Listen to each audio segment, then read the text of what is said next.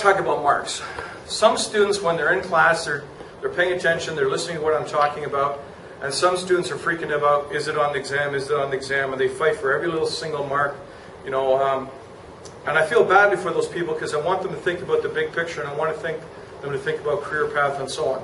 I can honestly tell you from my personal experience, and also from the experience of students I've been teaching from, 1998 all the way up to 2011. This video is being made in November 2012. Marks really make very little difference in your career path.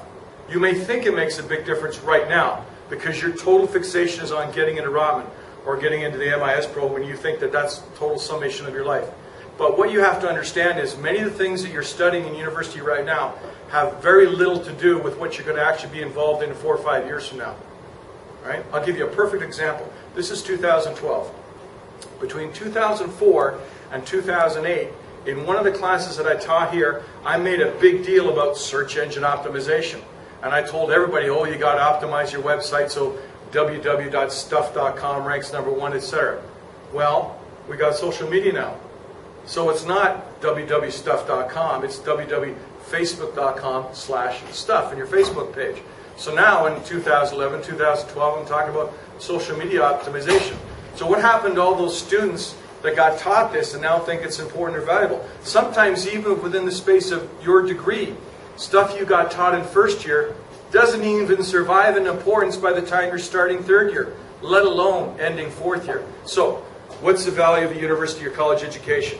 The answer is in how you think. And I'm always stressing this in class, not the content, because the content changes. I'm talking about how you learn as a person. The fundamentals of a university college education is you're given a piece of paper on some particular topic. You can read it, make a summary, and explain it to somebody else. Because that's what you're going to do the majority of your life up to about age 35. And about 35 to 40, people are doing it to you because you're now a boss. So the fundamentals of a good education are literacy, being able to read and understand and then communicate that to other people. That's why I stress so much in class things like your presentation skills and engaging the audience and always talking about at the end of the class, did you learn something useful or interesting? Because that's really important. I key in on that, okay? So go ahead and continue to stress about marks if you want, but my personal path, here I am, known as one of Canada's most famous e-commerce profs. Never took a single course in e-commerce. My first degree, a 3-year BA in history.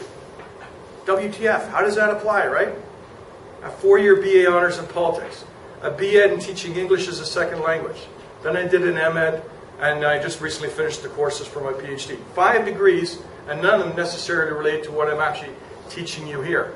Does that seem to be a kind of a dislocation?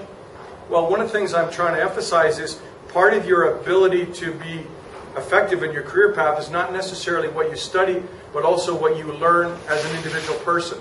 So 2 of the things you need to develop some capability in is a business sector. And I don't remember if I talked about this in the first class, but when you get hired after graduation, you're not hired because you know about business or marketing or whatever those things are in sterile concept. You're hired because you know about it in the context of a business sector like automotive or tourism or so on. So General Electric will hire you because you know something about marketing, but also in the context of the electric products industry. Or because you know something about marketing in the context of the hotel industry. So those are my thoughts. Any questions?